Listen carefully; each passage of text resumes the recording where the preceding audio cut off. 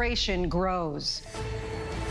Hurricane Helene has been a storm literally of historic proportions. President Biden visits North Carolina as residents fight for needs amid a grueling recovery effort. The desperate search for survivors days after Hurricane Helene wreaked havoc. The president is now sending 1,000 Army troops, joining New York City first responders already there for help.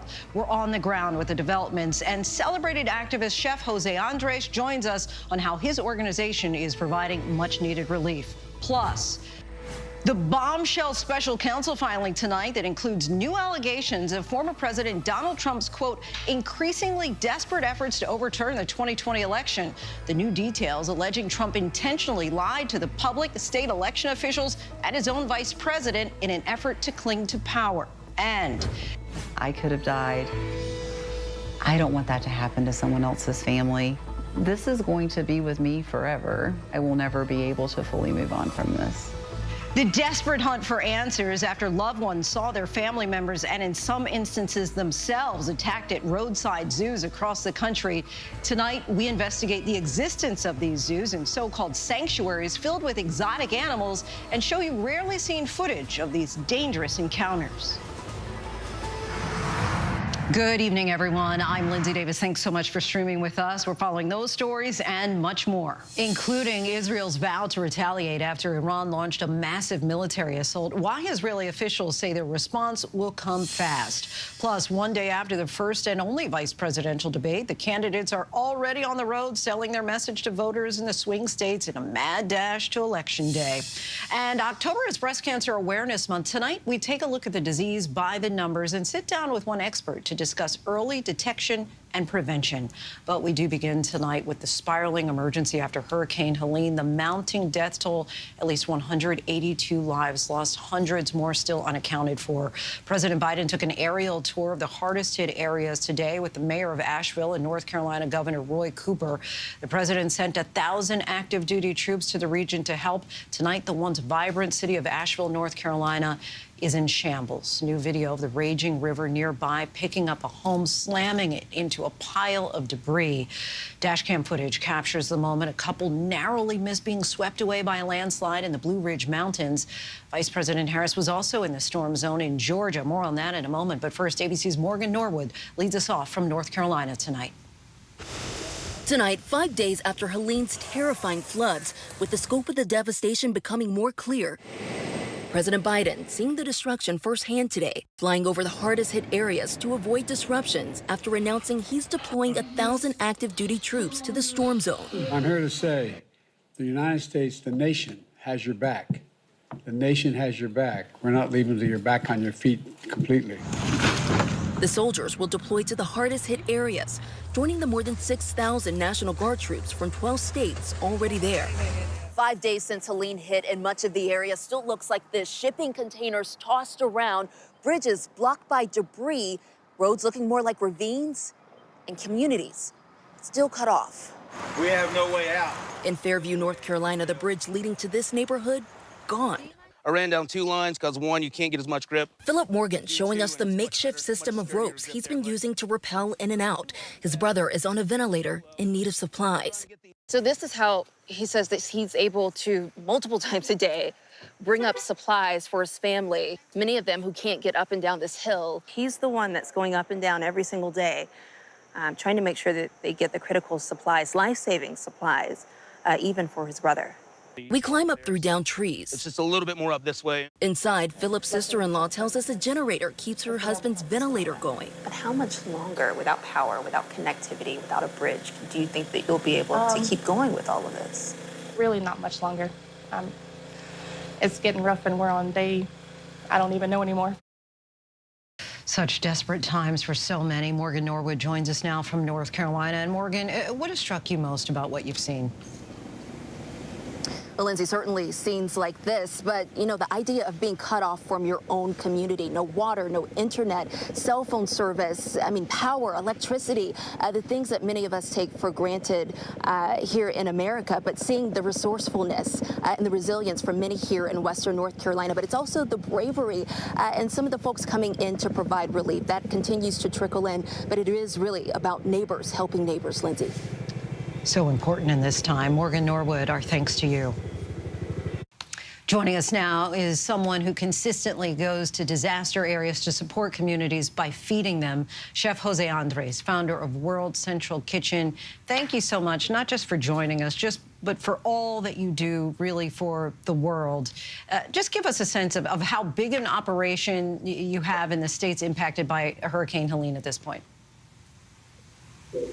Well, on this hurricane alone, obviously, we are in Florida, we are in Georgia, we are in North Carolina, we are all across the affected areas. At the same time was another hurricane that hit in Acapulco, which was also very damaging. So World Central Kitchen right now, we have our hands very full. I'm speaking from Asheville, from one of our main kitchen operations. We have many kitchens all across the different areas in the south of the state. We have helicopters, we have water trucks.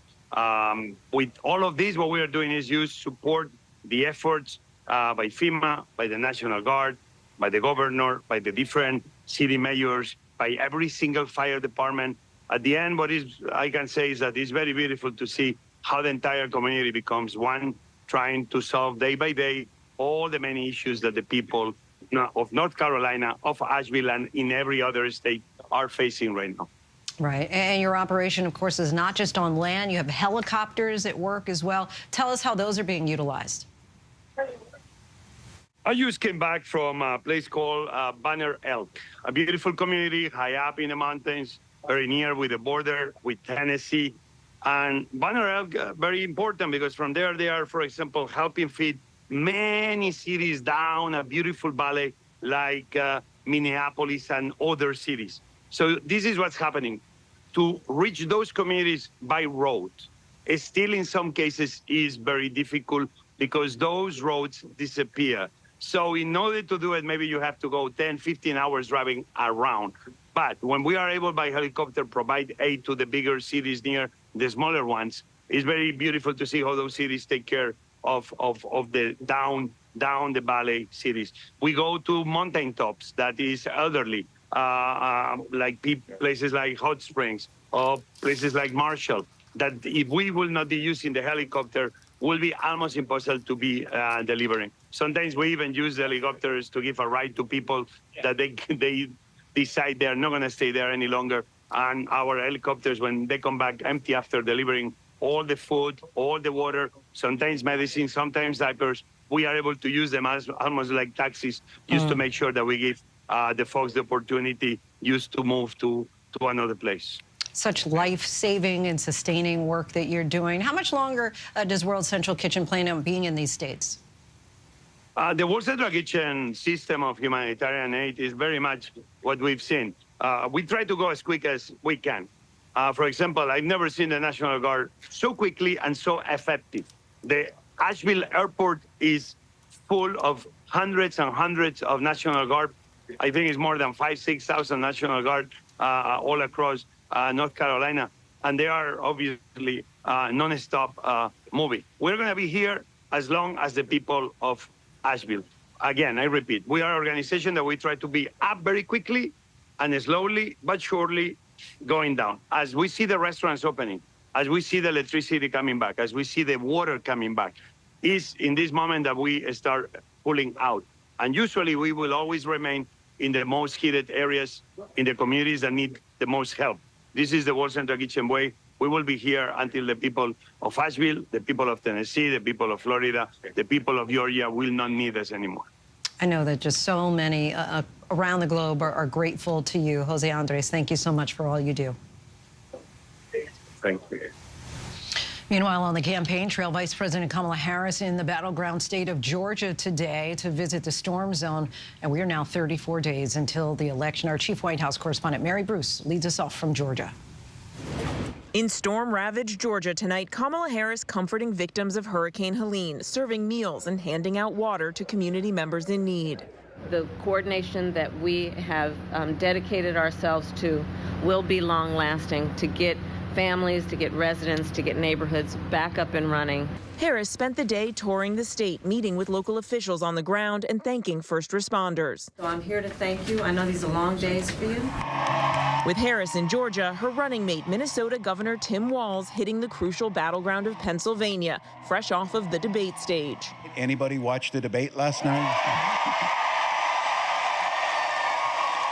For Walz, it was a sometimes shaky performance, but the campaign seizing on this moment, Walz denouncing Donald Trump's actions on January 6th and calling out his running mate, Ohio Senator J.D. Vance, for refusing to admit Trump lost the 2020 election.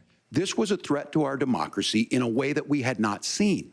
And it manifested itself because of Donald Trump's inability to say. He is still saying he didn't lose the election. I would just ask that. Did he lose the 2020 election? Tim, I'm focused on the future. Did Kamala Harris censor Americans from speaking their mind in the wake of the 2020 COVID situation? That is a damning non-answer. The Harris campaign eager to highlight the moment, immediately cutting it into a new ad. Did he lose the 2020 election? Tim, I'm focused on the future. That is a damning non-answer. But Vance had an otherwise strong performance, and today in Michigan, a victory lap. Now, we of course had a debate last night, a vice presidential debate. I thought it went pretty well. Vance working to soften Trump on some critical issues like abortion, as the former president has bragged about appointing 3 of the justices who overturned Roe versus Wade. My party, we've got to do so much better of a job at earning the American people's trust back on this issue where they frankly just don't trust us. And I think that's one of the things that Donald Trump and I are endeavoring to do. I want us as a Republican Party to be pro-family in the fullest sense of the word.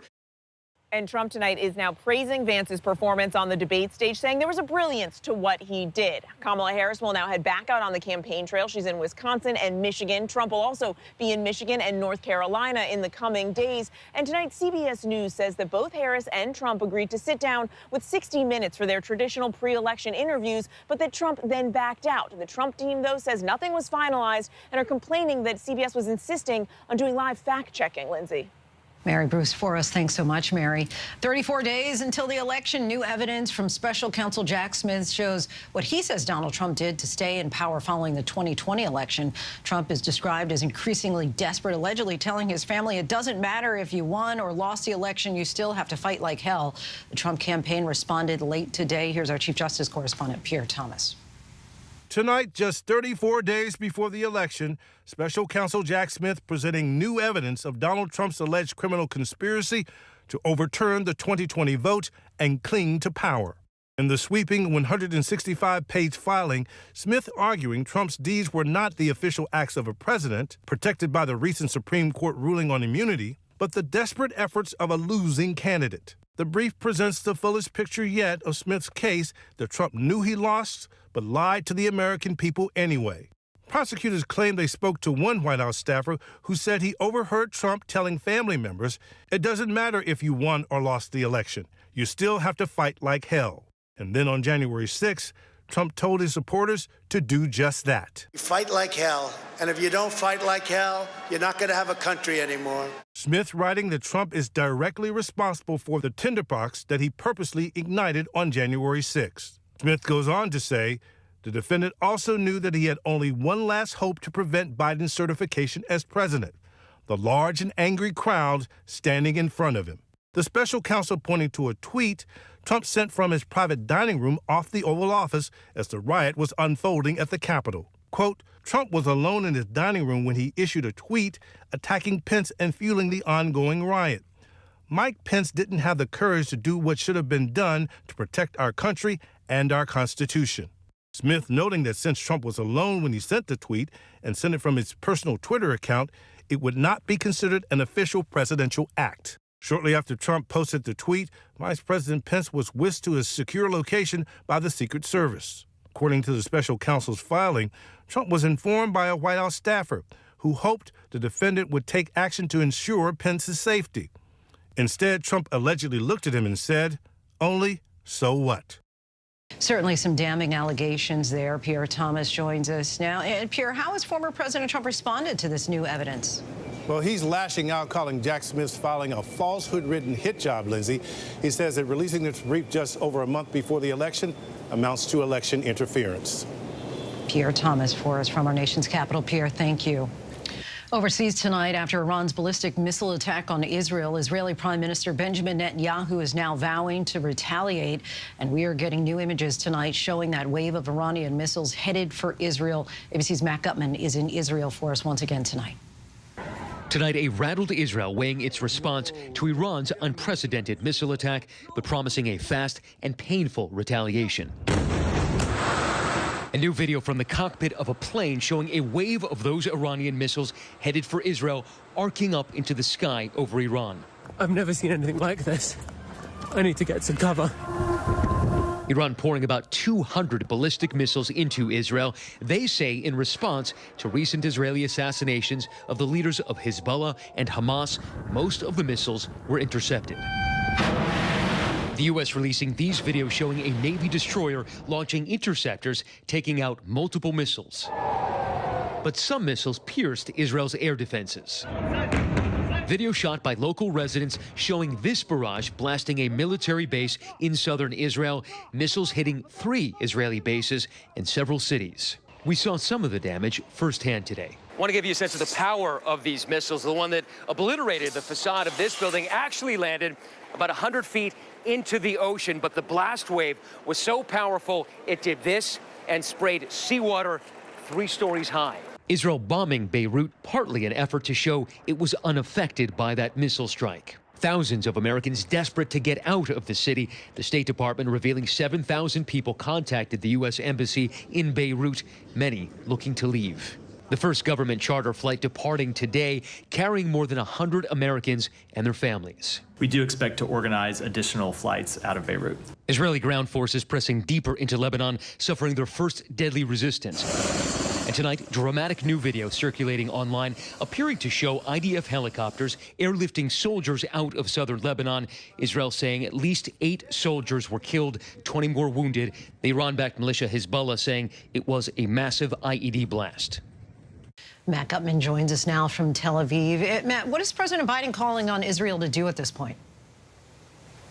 The president is asking Israel to respond in a proportional manner to that Iranian missile strike, but it really rattled Israel. More of those missiles crashed in here to North Tel Aviv and areas in Israel than many people expected. And so the Israeli government right now, Linsey, has been signaling a disproportional response, one that would deter Iran from ever doing anything like this again. The timing of that response remains unclear, but it could be in the coming days, Linsey. All right, Matt Gutman, the world awaits that response. Our thanks to you. A beatdown is how prosecutors describe the treatment police officers gave Tyree Nichols during closing arguments today. 3 former Memphis police officers are charged with violating Tyree Nichols' civil rights in that beating that resulted in the 29-year-old's death. Our Stephanie Ramos was in the courtroom today. And Stephanie, it's federal court, so cameras aren't allowed inside, but give us a sense of the mood in the courtroom.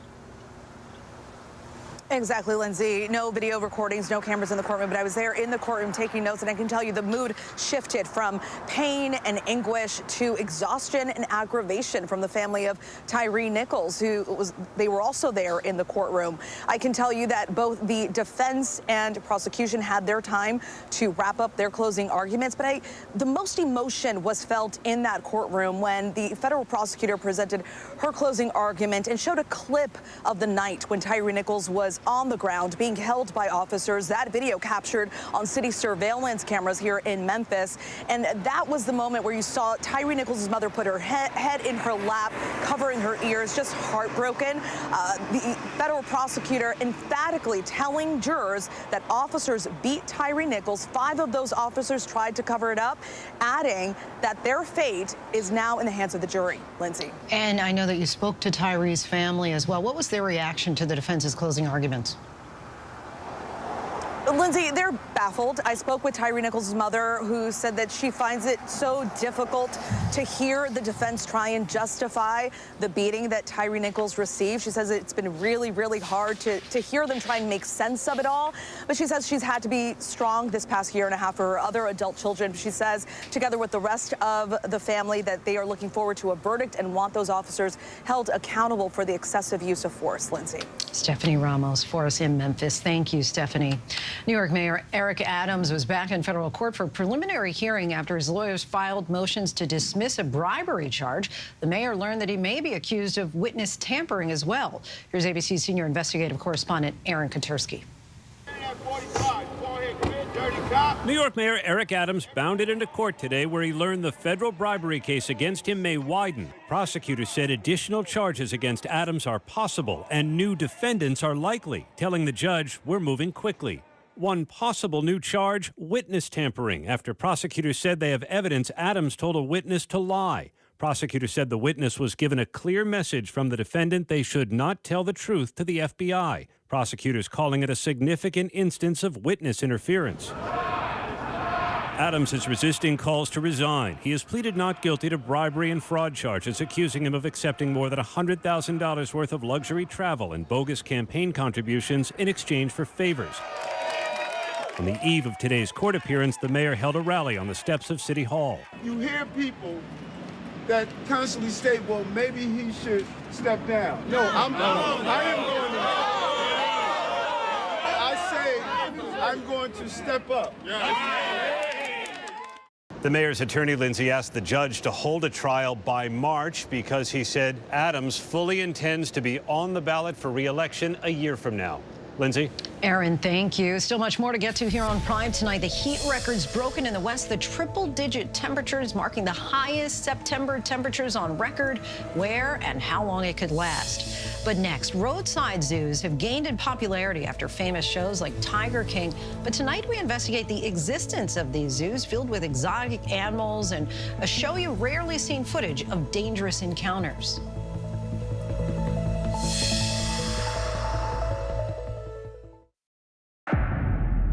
The case against Sean Combs might as well just be called the freak-offs. It's all about the freak-offs. Freak-offs, what prosecutors described as orgies. Freak-off, what is that? Him having sex workers have sex with his partner while he watches or participates or whatever.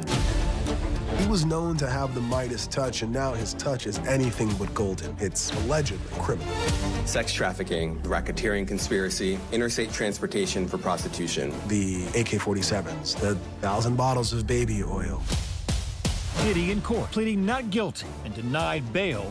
Sean Combs is being treated like a mob boss. He's explosive. I can't unsee that Cassie video. You could tell me whatever you want to tell me about him. I cannot unsee the video.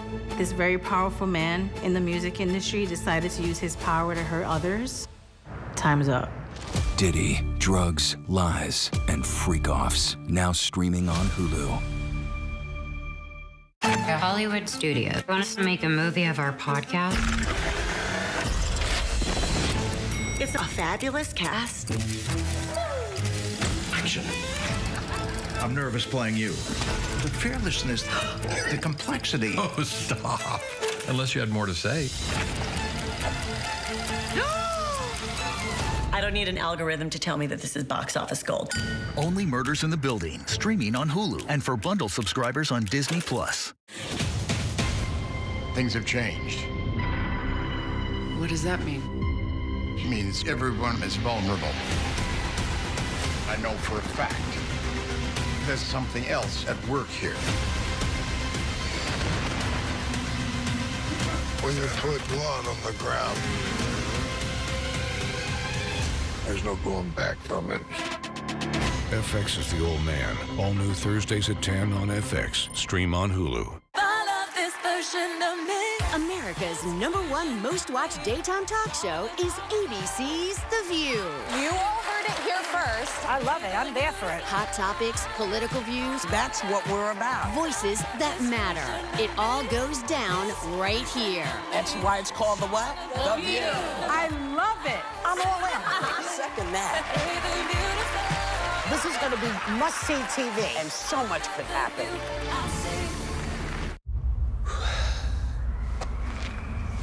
3, 2, 1.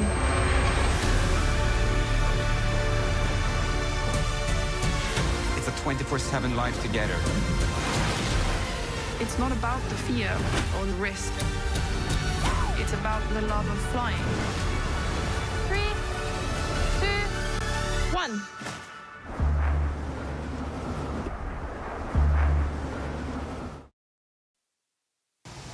Welcome back, everyone. Americans love exotic animals. We've seen it on shows like Tiger King. Now, Chimp Crazy went viral. Our fascination with exotic animals is at an all-time high. Tonight, we investigate roadside zoos and so-called sanctuaries that promote interacting with them. Critics say that this can be dangerous for both people and animals. Ariel Reshef has this investigation. Say hi to me. Hi, good morning. Here's Dad. Dana Garber thought a trip with her family to the Endangered Ark Foundation in Hugo, Oklahoma would be a once-in-a-lifetime opportunity to get close with the world's largest living land animals.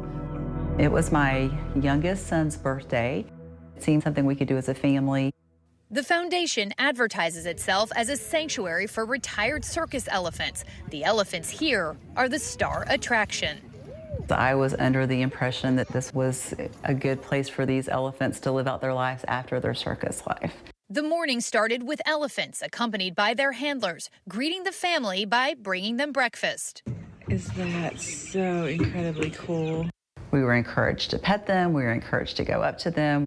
But Dana says the day eventually turned to horror.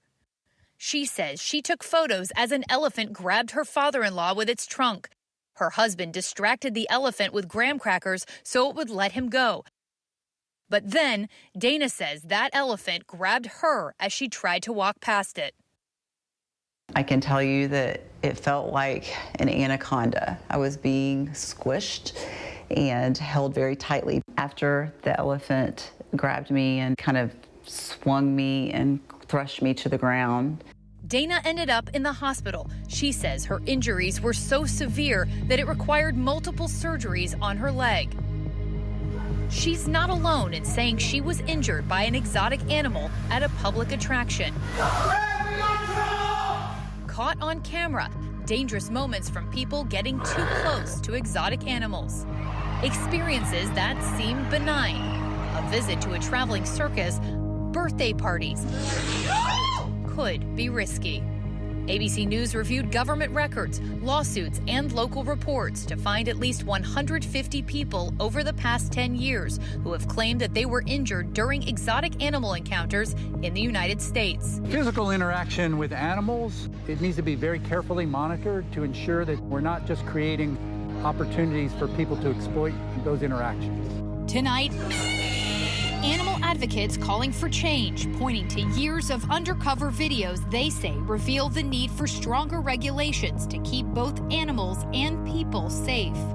Wild animals are not lap animals. Taking selfies with animals, getting too close in national parks, it traumatizes the animal, and many times it injures the person. Dana says after the elephant threw her on the ground, the staffers rushed over to help. I think at that point, everybody was thinking, she probably just hurt her knee. But as time passed, her husband, a doctor, became increasingly concerned. He said I wasn't speaking coherently. At that point, she decided we have to get her immediately to the emergency room. At the hospital, she was shocked to find out the extent of her injuries. My husband, being a radiologist, had gone and he was looking at the scan. And I do remember him walking in and he said, Dana, it's really, really bad. My knee had a lateral and a medial tibial plateau crush injury, that along with the head injury. Dana says it has taken almost 2 years for her to regain function of her leg. As she was trying to sort out some of her medical bills, she says she reached out to Endangered Ark Foundation to get in touch with their insurance company and says she was shocked by the message the company left on her phone. Hi, this message is for Dana. I understand that you fell at the location. There is absolutely no way that you can get the kind of injury I sustained just by falling. Dana eventually filed a lawsuit, which they settled out of court without any admission of wrongdoing by the Endangered Ark Foundation. They told ABC News that they strongly refute all allegations, saying that the family of Ms. Garber continued to enjoy a full day at the foundation after the alleged incident. Since her ordeal, Dana says she's discovered that some of the elephants at the sanctuary aren't retired at all and are still performing under a license for a circus called Carson and Barnes. For over 8 decades, Carson and Barnes Circus has been entertaining America. In advertisements, they boast about their elephants. The Carson and Barnes Asian elephants. Carson and Barnes did not respond to ABC News' request for comment. The founders of Carson and Barnes opened up the Endangered Ark Foundation in 1993. The foundation, seen here in Oklahoma State tourism videos, says it serves as a retirement ranch for circus elephants. I was under the impression that this was a true reserve and that these elephants were retired elephants that we would be seeing. But one of those elephants, Viola, went viral earlier this year after running loose in traffic in Butte, Montana. Oh my God! She was still performing with a traveling circus. The Endangered Ark Foundation is one of at least 900 facilities in the United States that offers human interactions with wild or exotic animals as part of their business. Some of the most concerning of these kinds of places, critics say, are known as roadside zoos, which are small zoos that are not accredited by the Association of Zoos and Aquariums. They say that many have a bad track record in their treatment of animals. Several came on our radar 4 years ago with the enormous Netflix hit Tiger King and its cast of exotic characters. This is my way of living, and nobody's going to tell me any otherwise. Kitty Block is the CEO of the Humane Society of the United States, which investigated Joe Exotic's Roadside Zoo years before Tiger King ran. She says that her organization often steps in to investigate these facilities because the federal agency charged with oversight, the USDA, is either too slow or does too little to act. They don't want to walk, pop him in the ass and make him walk. The TV series Tiger King ultimately helped put an end to the business it portrayed. With the Big Cat Act passing in 2022, the law prohibits public contact with big cats and the new breeding of cubs for private possession. What's been the biggest impact on roadside zoos after the Big Cat Act? What's happened is, because these are all about profit, they're just moving to other animals now. The Humane Society points to Tiger Safari in Tuttle, Oklahoma as an example. They first recorded undercover footage there in 2014. After which, the USDA filed a complaint and fined the zoo $15,000. Hey. At the time, the founder, Bill Meadows, told local news outlets that his park was one of the cleanest in the state and that the animals were well taken care of. He said the negative publicity came because the Humane Society wanted to cut out private zoo ownership and that his zoo had corrected the USDA citation. 7 years later, in 2021, the Humane Society went back, only to find that the facility had moved on to promoting interactions with other animals like otter cubs. The USDA citing them again for causing unnecessary discomfort. In all, the USDA has cited Tiger Safari at least 90 times in the past 10 years for issues like inadequate vet care and unsanitary conditions. Tiger Safari did not respond to ABC News' request for comment. Why would the USDA allow this to continue happening? The USDA is not even enforcing the meager standards that are there. They are stretched too thin. The USDA told ABC News in part that they take enforcement of the federal law seriously and they work with facilities to ensure they comply. The agency said that if a facility is consistently unable to achieve compliance, that they are referred for investigation to determine if enforcement action like license suspension and revocations are appropriate. Under the previous administration, enforcement was at pretty much zero. Too often, advocates say it's been left up to their groups to bring awareness and work to shut these places down, like the Special Memories Zoo in Wisconsin, which the Animal Legal Defense Fund sued in 2020. The Special Memories Zoo was a house of horrors. A month after filing the lawsuit, Special Memories announced it would close and begin transferring animals to different facilities. Then, a fire broke out that would reveal a shocking portrait of neglect. Police dispatched to the property. These animals have been dead a while, right? Their body cameras capturing a grim scene. Animals that had starved to death before the flames erupted. While animal advocates sound the alarm about these roadside zoos, they say there is still a way to enjoy wild animals from afar at places that are accredited by the Association of Zoos and Aquariums. They take a holistic look at the facility. It's not just the standards, it's the enforcement of those standards. Here at the Smithsonian Zoo, which is accredited, they have a strict no-touch policy with their Asian elephants. We do not encourage our guests to touch and try to touch or interact with them. Dana believes this is the right policy. She hopes her experience serves as a warning to others. I could have died. I don't want that to happen to someone else's family. I will never be able to fully move on from this. A cautionary tale there. Our thanks to Ariel for that. Still much more to get to. Coming up, the moment a World War II bomb explodes at a Japanese airport runway, cratering the ground. But next, October marks Breast Cancer Awareness Month. Tonight, we take a look at the disease by the numbers and sit down with one expert to discuss early detection and prevention.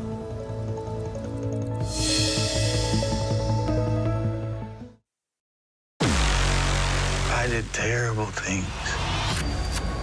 I hurt a lot of people. I know who you are. Ball is in the air! You're special. Yes, it's a touchdown. What if God made me this way? FX's American Sports Story. Aaron Hernandez. All new Tuesdays at 10 on FX. Stream on Hulu. Hey, like $1 million bucks, baby, like $1 million bucks. Like $1 million pesos. Ladies and gentlemen, please welcome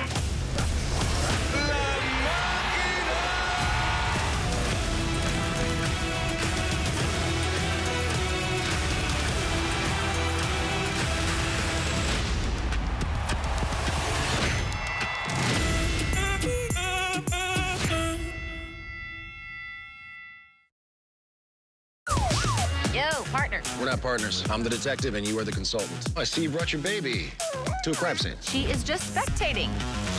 You're a single mom with 3 kids pretending to be a cop. I am not pretending. I spot things that detectives miss. Still think my theory's flimsy? That big brain of hers is going to help us close a lot of cases. I'm just out here super copping. High Potential, all new Tuesdays on ABC and stream on Hulu. Hey, good morning, America. Good morning, America. Good morning, America. Are you ready? They are ready. Covering the biggest events in the country right now. There's a lot going on here this morning. You don't just see it, you feel it. I'm in. I'm in. I'm in too. I'll be here. I am here and so happy. I'm in. I'm in too. Michael, George, Clara, Ginger. Marvel has done it again. I never doubted us for a second. Agatha All Along has arrived and is wickedly fun. A feral, hive-minded coven bent on revenge. It's deliciously chaotic. Join me. She's a psycho. I knew you'd figure it out eventually. And perfect for the Halloween season. Agatha, what did you do? Don't miss Agatha All Along. Now streaming only on Disney+.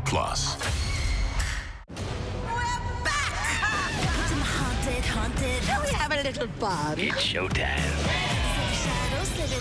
Everything has led to this moment. Now we have everything we need. No, not everything. Get a free demon possession with every exorcism. That's right, Lydia. Love it. 31 Nights of Halloween. Watch all October on Freeform. It's lunchtime in America, so what are we serving up? Well, how about everything you need to know? Give it to me. Your health, your money, breaking news, pop culture, with the biggest stars, music, trends, and of course, good food. It's all coming up on GMA3. You're gonna love it. We'll see you then. GMA3, what you need to know. A third hour of GMA in the afternoon. So join us afternoons. For everything you need to know. I love that. Me too. Reporting from Tel Aviv, I'm Martha Raddatz. Wherever the story is, we'll take you there. You're streaming ABC News Live.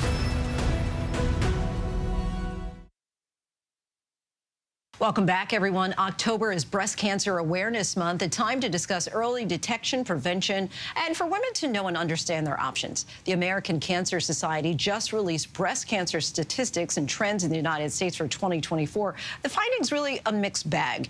Let's take a look by the numbers. The new report finds breast cancer mortality rates overall have dropped by 44% since 1989. That means likely averting about 517,900 breast cancer deaths, but not all women have benefited from this progress. Rates for American Indian and Alaskan Native women have remained unchanged over the past 30 years.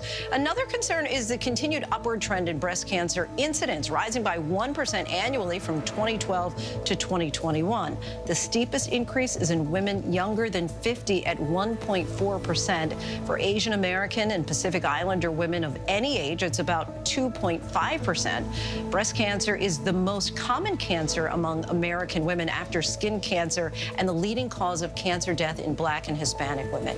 Overall, the average risk of a woman in the United States developing breast cancer sometime in her life is about 13%. That means a 1 in 8 chance of getting the disease.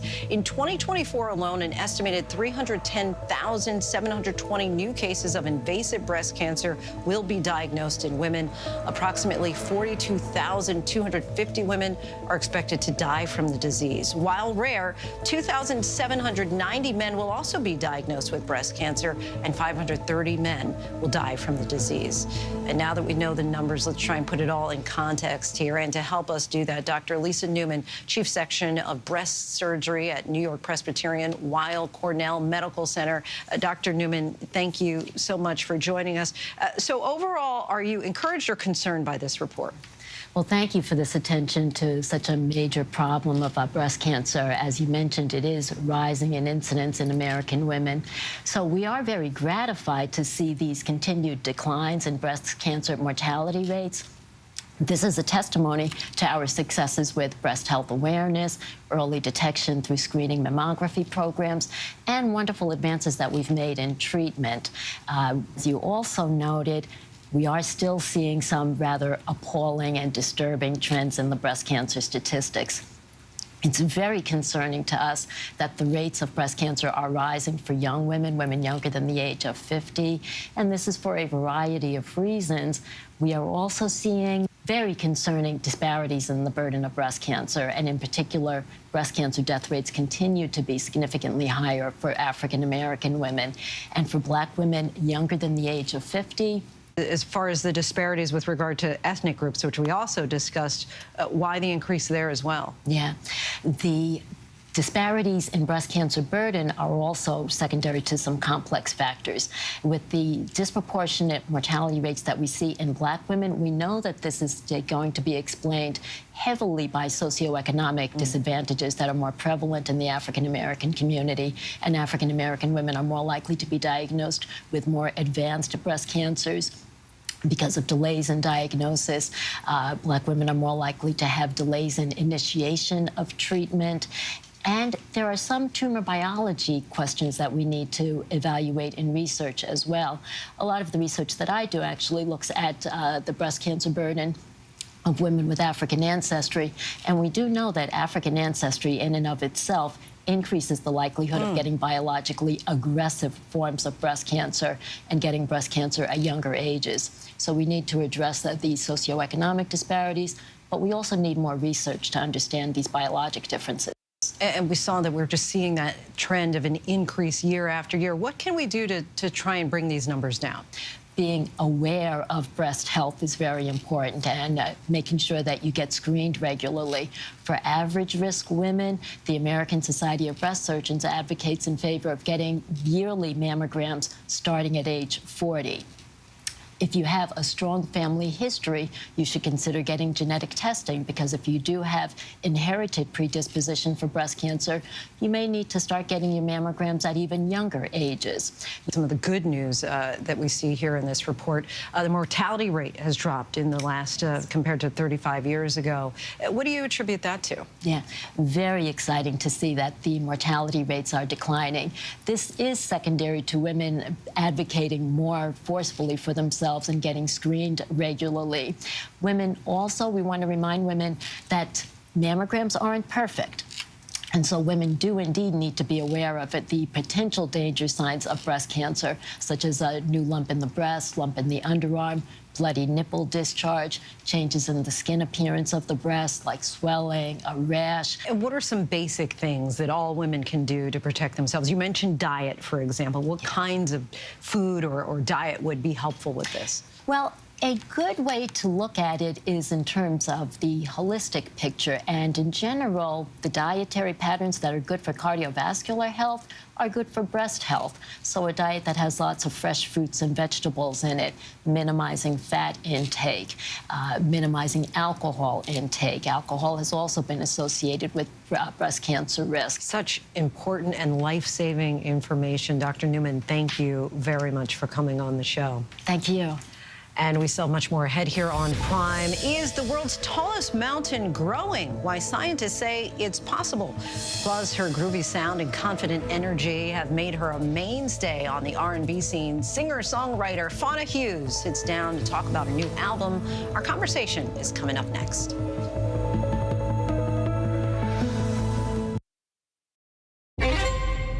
Did you kill Mariota?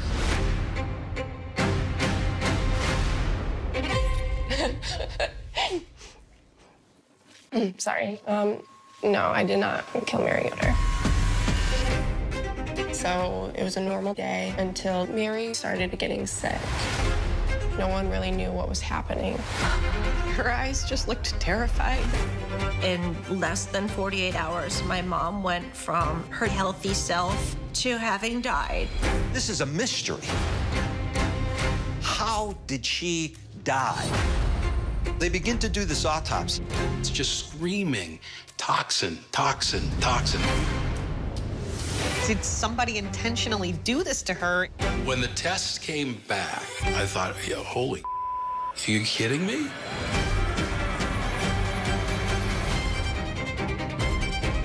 I had dated Adam. I was scared of him. It changed the way I see the world. She was really afraid for her life. I do think Bill could have killed Mary. His wife died in July, and in November, he was dating his sister-in-law. There was nothing in the world that was making sense at that point. Caitlin Conley was guilty as sin. Are you okay? I'm scared. This girl thought she was smarter than everybody else. But there's another side to Caitlin Conley. Well, I'm not buying this little Miss Innocent game. Sequoia's a very small town. Everybody knows everybody. My garden club is very divided. People think she's innocent. I think she's guilty. Never heard of a case like this. Maybe in a thriller. It was pure evil. We weren't quite sure what was coming next. I know it wasn't me. Sorry.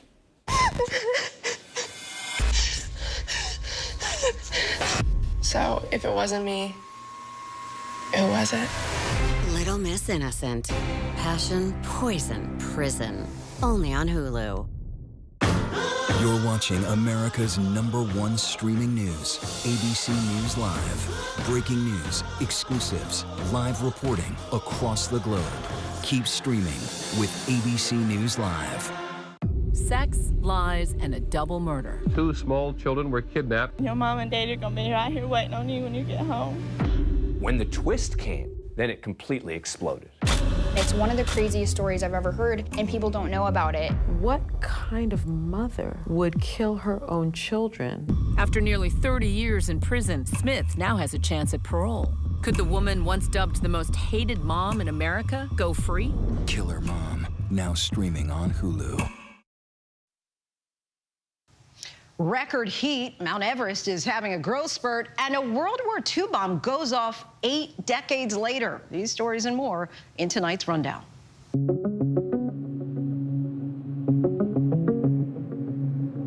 A record heat wave is making for a sweltering start to October in the West. Temperatures well into the triple digits in several states and multiple cities posting all-time highs for this time of year. Phoenix, Las Vegas, and Denver expected to hit new record highs over the next few days. The former president and vice president of a Penn State University fraternity have been sentenced to prison for their roles in a 2017 hazing case. Brendan Young and Daniel Casey were each sentenced to 2 to 4 months in prison for their roles that led to the death of Timothy Piazza, a pledge who died after falling down basement steps and consuming at least 18 drinks in 2 hours. This sentencing handed down just days after the House passed the Stop Campus Hazing Act. ABC News speaking with Timothy's mom in 2022. We're saying don't haze because this is what happens and this is the damage that it does. A bomb exploding in southwest Japan 8 decades after it was dropped by the U.S. during World War II. The 500-pound bomb buried underneath an airport. It exploded today, causing a large crater on the taxiway. No injuries were reported, but live cam footage showed an airplane had been taxiing nearby just 2 minutes before the explosion. The nonprofit Great Lakes Observing System is leading a campaign to map every meter of the lake's bottom.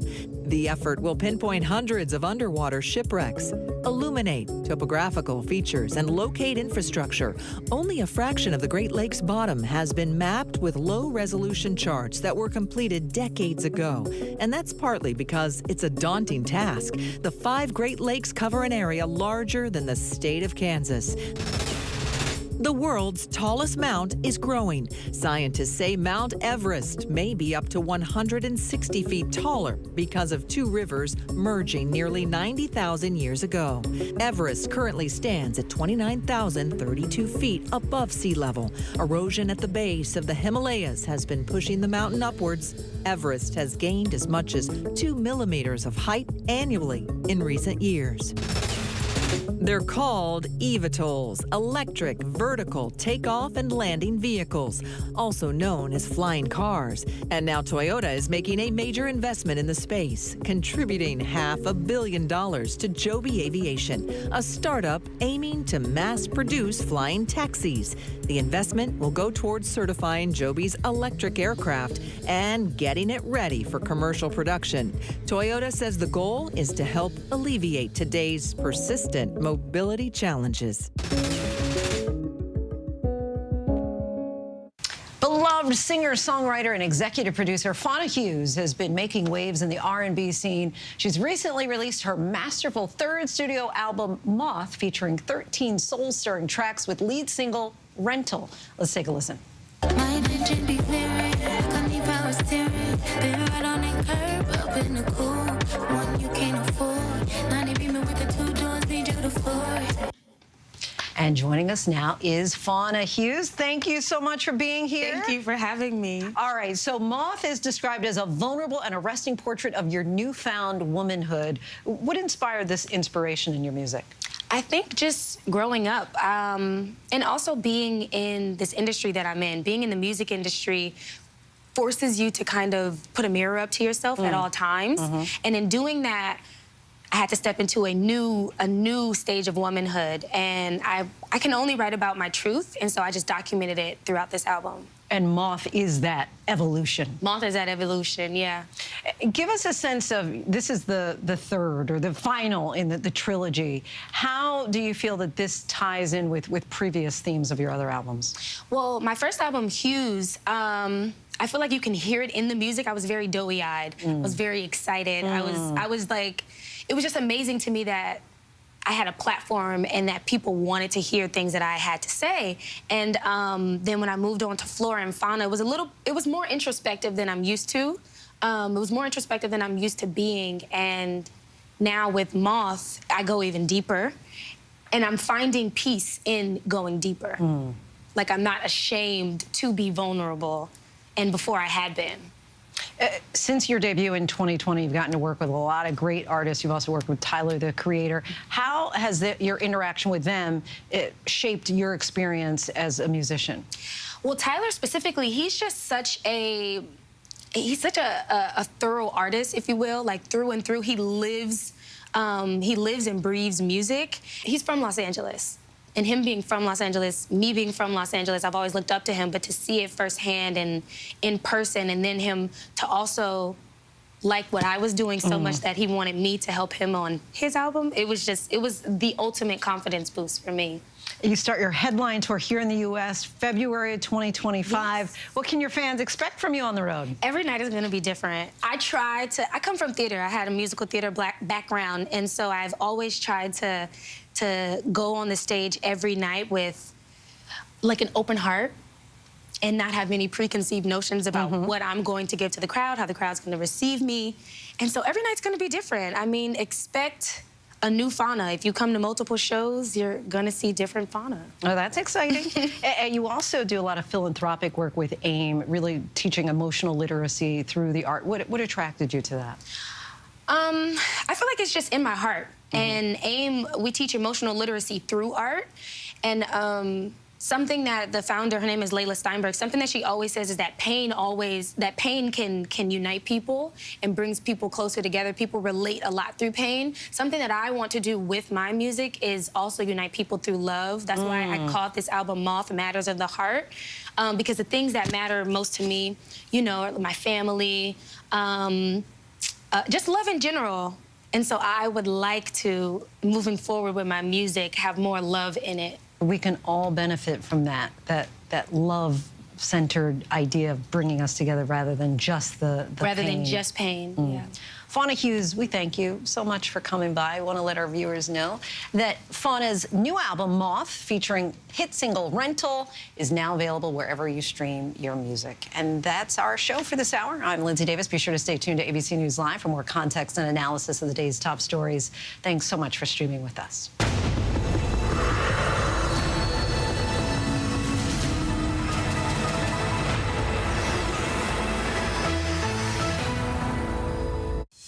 Coming up in the next hour, we're continuing to follow the fallout in the Middle East after Iran launched ballistic missiles toward Israel.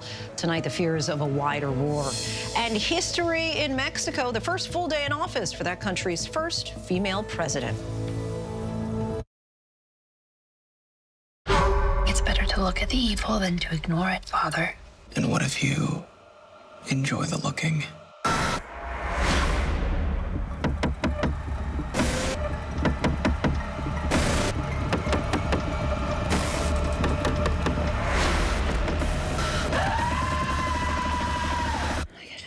In my quiver just thinking about it. FX's Grotesquerie. All new Wednesdays at 10 on FX. Stream on Hulu. From Hollywood, it's Dancing with the Stars. You know who I am, ain't had to say my name. Stack it up like Tetris, but this money ain't its game.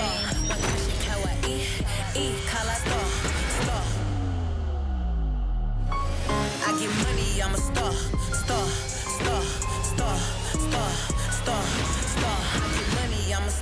Dancing with the Stars returns for a two-night event starting Monday, October 7th. I love this version of me. America's #1 most-watched daytime talk show is ABC's The View. You all heard it here first. I love it. I'm there for it. Hot topics, political views. That's what we're about. Voices that matter. It all goes down right here. That's why it's called the what? The View. I love it. I'm all in. Second that. This is going to be must-see TV, and so much could happen. Did you kill Mary Yoder? Sorry. No, I did not kill Mary Yoder. How did she die? When the tests came back, I thought, yeah, holy, are you kidding me? People think she's innocent. I think she's guilty. I'm not buying this Little Miss Innocent game. Little Miss Innocent. I know it wasn't me. If it wasn't me, it wasn't. Only on Hulu. Haunted. We have a little fun. It's showtime. Everything has led to this moment. Now we have everything we need. No, not everything. Haunted. Get a free demon possession with every exorcism.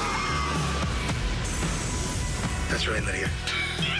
Mom. 31 Nights of Halloween. Watch all October on Freeform. Monday night on ABC. Oh my God. We're back with the biggest and best season yet. Oh, no way. John Fiona's here. What would you do? Here we go. So the question is, What would you do? You see somebody in trouble, try to help. Can I give you a hug? Is it okay? You have tears in your eyes. Thank you for standing up for us. Oh my God! Look at John! It's What Would You Do? I'm on it, girl. premieres Monday night on ABC. Reporting from Monterey Park, California, I'm Robin Roberts. Wherever the story is, we're going to take you there. You're streaming ABC News live. Good evening, everyone. This is ABC News Live Prime. I'm Linsey Davis. Thank you so much for streaming with us. We have a lot of news to get to this evening, including the bombshell special counsel filing against former President Donald Trump and his push to keep power in 2020.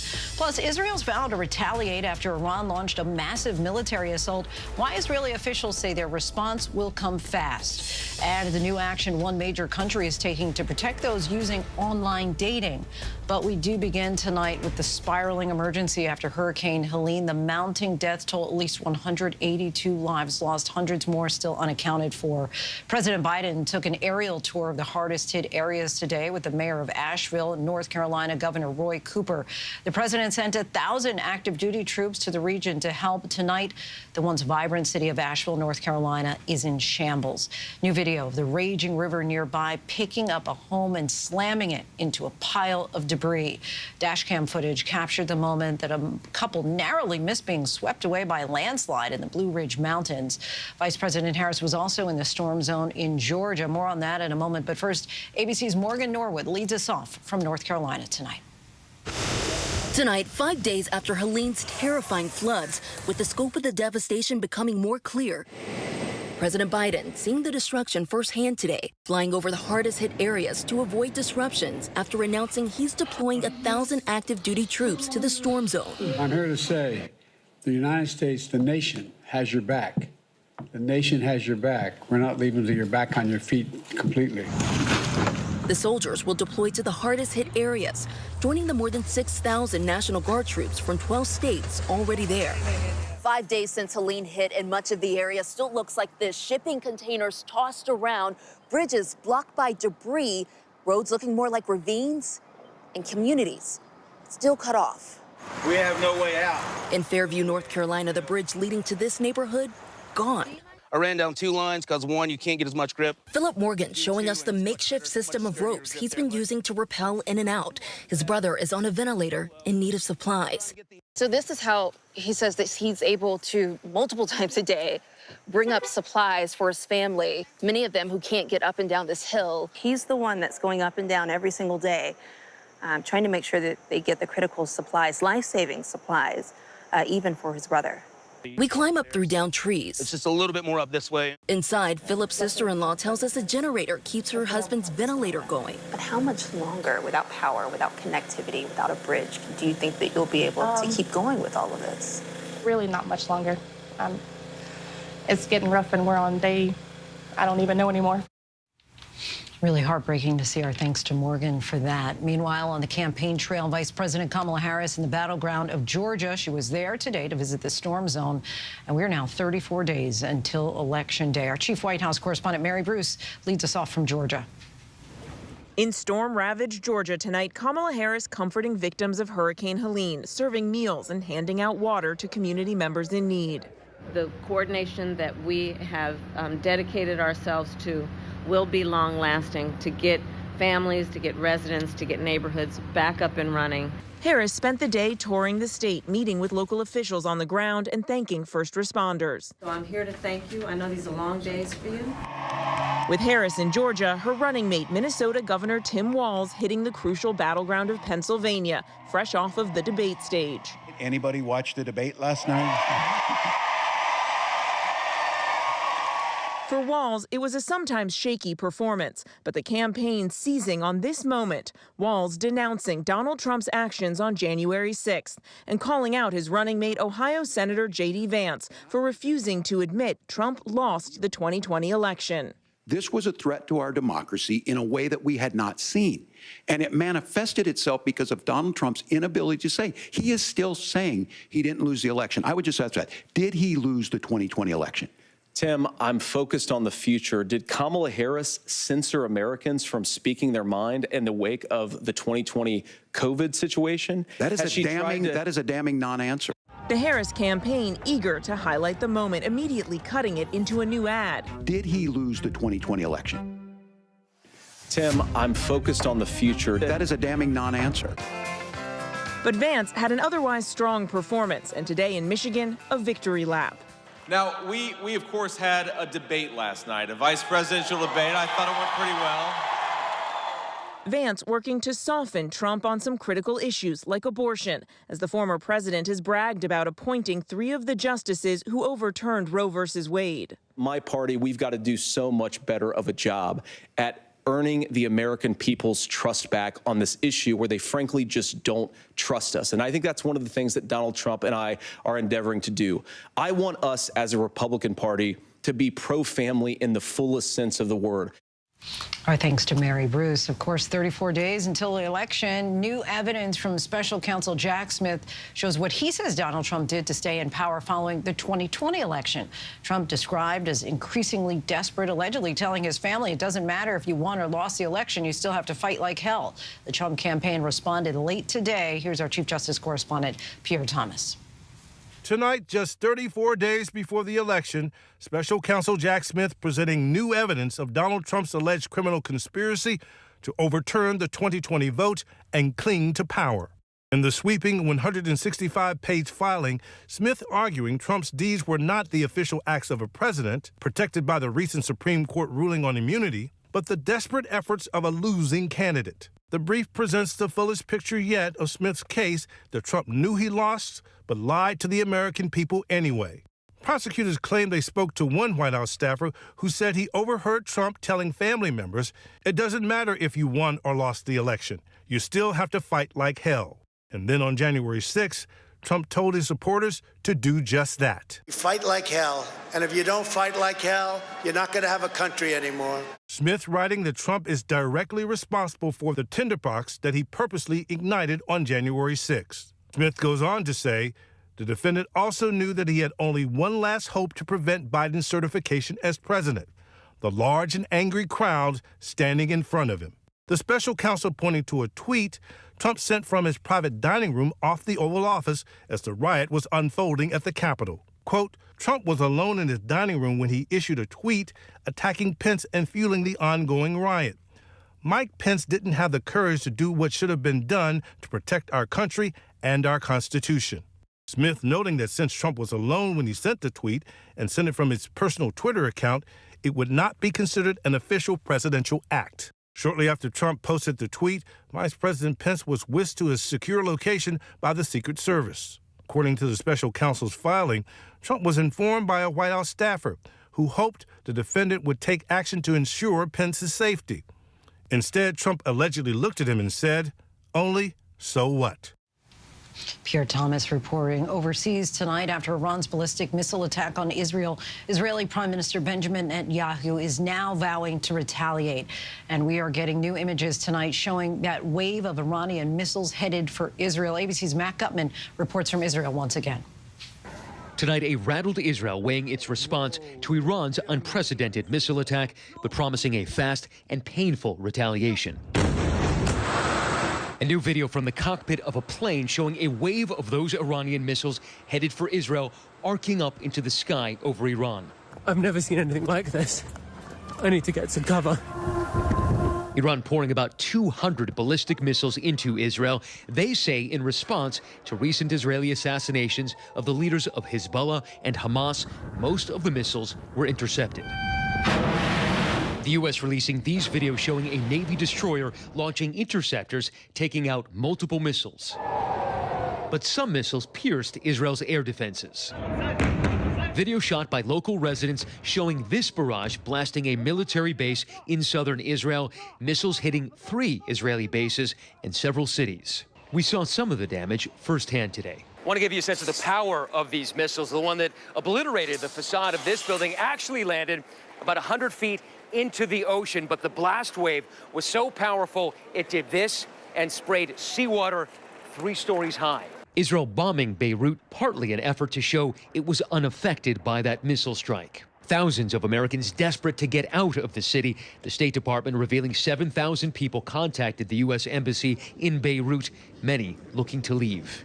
The first government charter flight departing today, carrying more than 100 Americans and their families. We do expect to organize additional flights out of Beirut.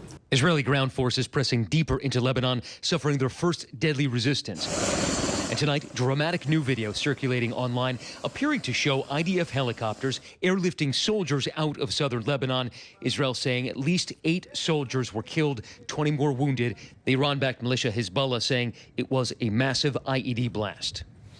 Matt Gutman reporting from Tel Aviv. A beatdown is how prosecutors describe the treatment police officers gave Tyree Nichols during closing arguments today. 3 former Memphis police officers are charged with violating Tyree Nichols' civil rights in that beating that resulted in the 29-year-old's death. The jury is set to begin deliberations this week after the prosecution and the attorneys for 3 former officers conclude their closing arguments. If convicted, the 3 men face a maximum penalty of life in prison. All have pleaded not guilty.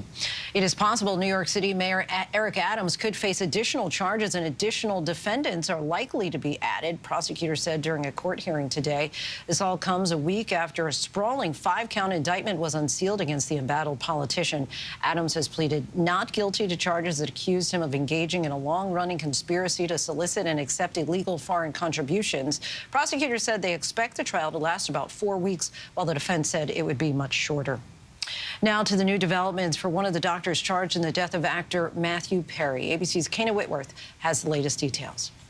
Tonight, one of 2 doctors charged in the death of actor Matthew Perry pleading guilty to illegally distributing ketamine, the drug that ultimately killed the Friends star. Nearly a year after Perry was found dead from a ketamine overdose in his hot tub, Dr. Mark Chavez admitting to his role, telling a judge he wrote fraudulent prescriptions and transferred 22 vials of ketamine to be given to Perry in the weeks before his death. He's incredibly remorseful what happened, not just because it happened to Matthew Perry, but because it happened to a patient.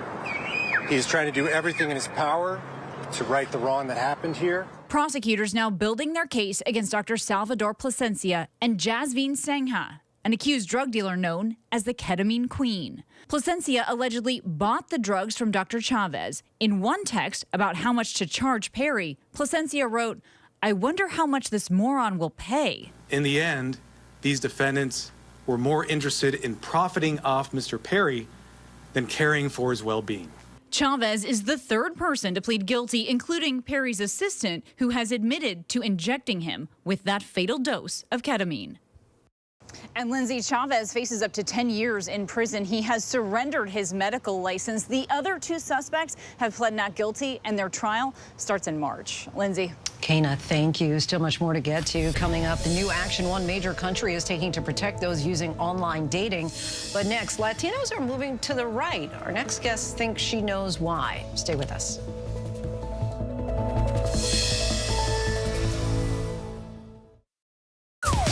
Yo, partner. We're not partners. I'm the detective and you are the consultant. I see you brought your baby to a crime scene. She is just spectating. You're a single mom with 3 kids pretending to be a cop. I am not pretending. I spot things that detectives miss. Still think my theory's flimsy? That big brain of hers is going to help us close a lot of cases. I'm just out here super copping. High Potential, all new Tuesday on ABC and stream on Hulu. I did terrible things. I hurt a lot of people. I know who you are. Ball is in the air! You're special. Yes, it's a touchdown. What if God made me this way? FX's American Sports Story. Aaron Hernandez. All new Tuesdays at 10 on FX. Stream on Hulu. From Hollywood, it's Dancing with the Stars. You know who I am, ain't had to say my name. Stack it up like Tetris, but this money ain't a game. How I eat, call I star. I get money, I'm a star. I get money, I'm a star.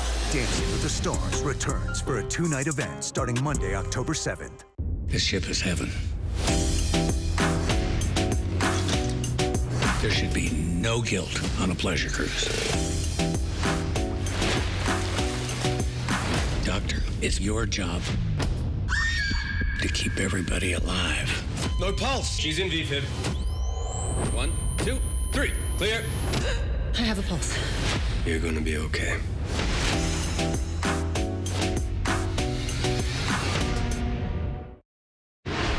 I'm Matt Gutman in the ruins of Rafah. Wherever the news is, we'll take you there. You're streaming ABC News Live. Welcome back, everyone. We're tracking several headlines around the world. 4 Russian journalists went on trial after being accused of working for a group founded by late Russian opposition leader Alexei Navalny. The journalists were charged with involvement with an extremist group for allegedly working with Navalny's Foundation for Fighting Corruption. The AP reports all 4 have denied the charges, which are punishable by up to 6 years in prison. Today was the first full day in office for Mexico's new president, Claudia Sheinbaum. She became Mexico's first female president when she was sworn in on Tuesday. Sheinbaum faces a number of challenges, particularly with Mexico's economy, as well as violence from organized crime. She says she will continue many of the same policies of her predecessor, Andrés López Obrador. Australia's government is enforcing a new code of conduct to protect users of online dating platforms. The code stems from research that found 3 in 4 people suffer some form of sexual violence through the platforms. The rules say platforms must have measures of detecting possible incidents of harm and taking appropriate actions against those who violate their safety policies.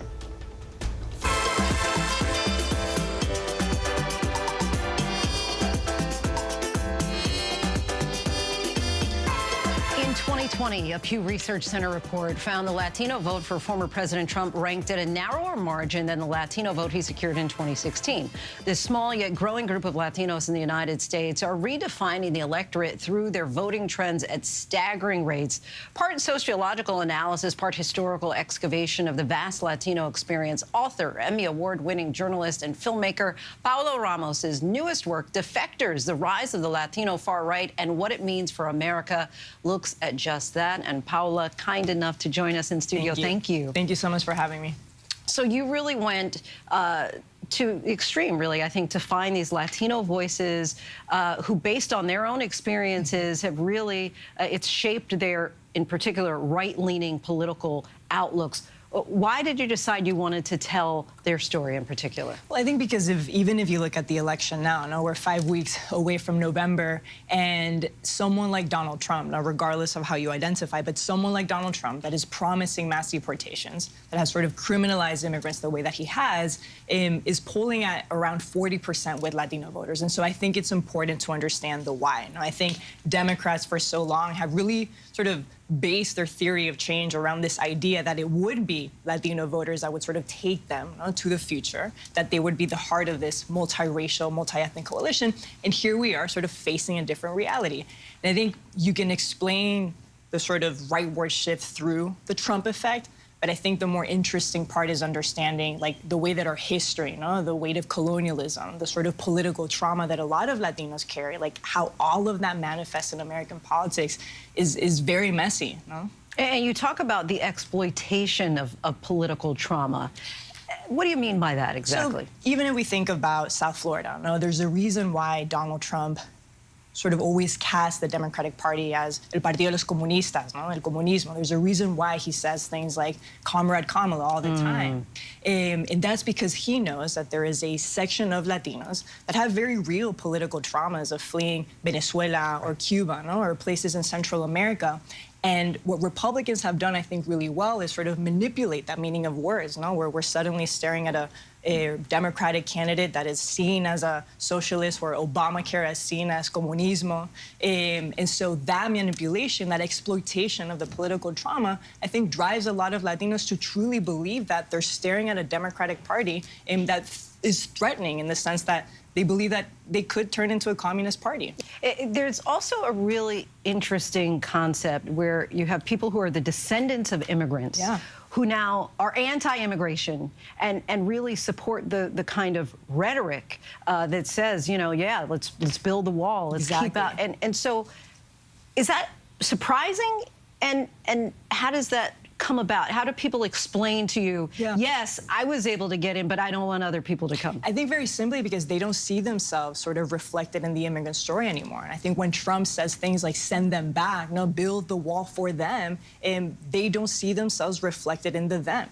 If you look at the numbers, it sort of makes sense, the way that Latinos have evolved, and really many Latinos have become so Americanized and assimilated, that even when you ask them, how do you identify? I still identify as a Latina, but there's many others that see themselves as sort of part of mainstream America, and I always say this, but just because we're Latinos and immigrants does not make us immune to sort of the anti-immigrant rhetoric, or the xenophobia. Xenophobia is a very contagious, toxic thing, particularly when it's driven by fear, and the otherizing works. I have also found that there's some Latinos that, because they themselves have been exposed to the discrimination, particularly when I think mainstream media covers the border and sort of covers the caravans, the studies do show that the anti-Latino hate crimes actually spike when we're all talking about the border. And so I think when you combine the anti-immigrant sentiments and the xenophobia in some Latinos' sort of deep quest to prove that they belong in this country, it can turn into sort of forms of extremism. What do you see the direction going of the future of the Latino vote, and why is it so urgent to understand it now? I think in this election, it'll be crucial to understand whether those inroads that Trump made in 2020 were anomalies, or are Latinos truly sort of rethinking where they belong politically. Paula Ramos, thank you so much. What a pleasure to have the conversation with you. I want to let our viewers know you can purchase Defectors, The Rise of the Latino Far Right and What It Means for America, wherever books are sold. And still to come, honoring our elders this Hispanic Heritage Month. Stay with us.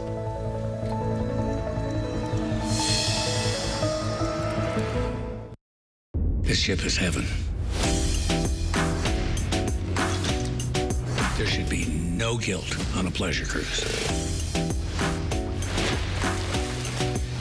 Doctor, it's your job to keep everybody alive. No pulse. She's in VFib. 1, 2, 3. Clear. I have a pulse. You're gonna be okay.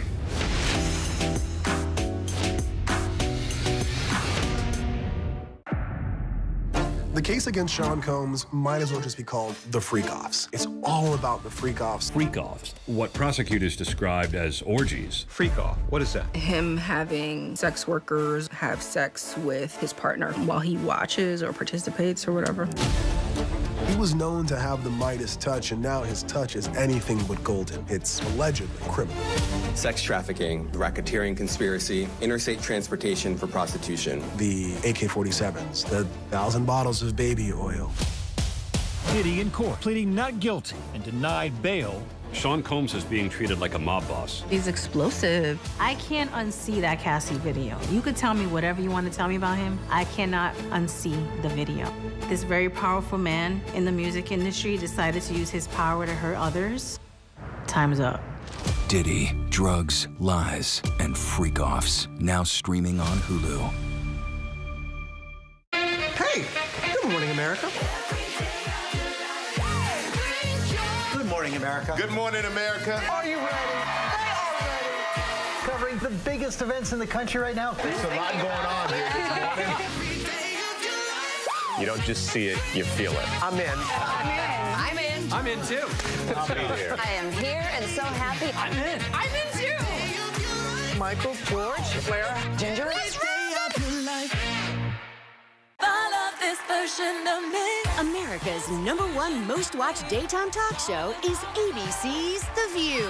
You all heard it here first. I love it. I'm there for it. Hot topics, political views. That's what we're about. Voices that matter. It all goes down right here. That's why it's called the what? The View. I love it. I'm all in. Second that. This is going to be must-see TV, and so much could happen.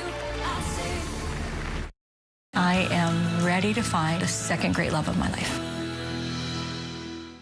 As we continue to celebrate Hispanic and Latin American Heritage Month, we asked members of the ABC team about their family experiences. Many Latinos say that their grandmothers are the bedrocks of their families, offering guidance and shaping their personalities. ABC's Gio Benitez shares some advice our colleagues received from their own abuelas. Good morning, America, whether it's behind the desk or in the field. Right now, we are in front of that famous Front Street here in Lahaina. The elders in our families encouraged us to reach for the stars.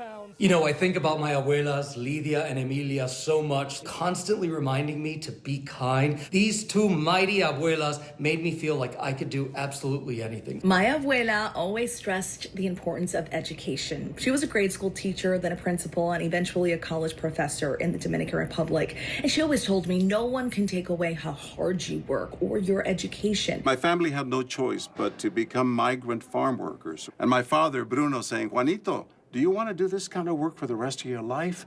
Or do you want to get a college education, to be the first one in our family to go to college? It was a no-brainer.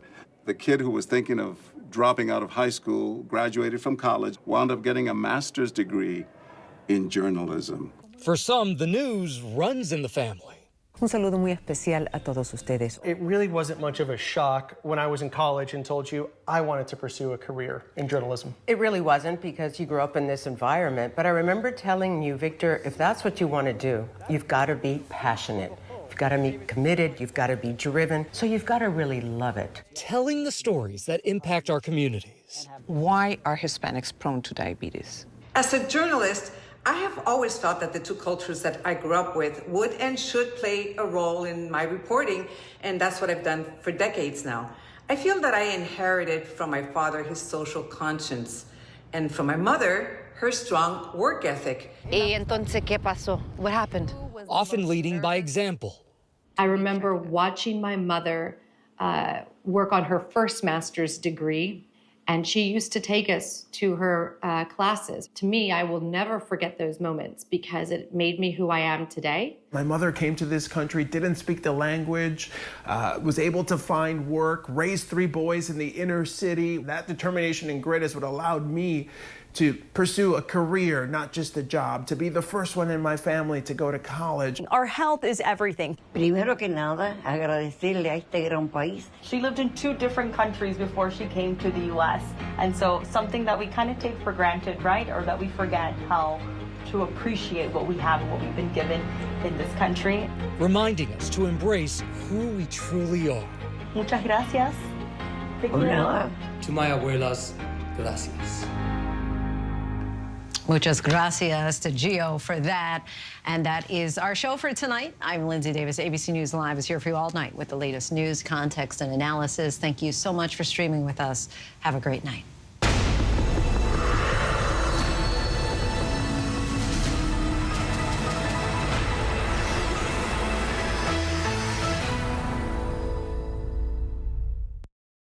When you're 61 years old, you have very few opportunities to change your life. This time, I have to be ready.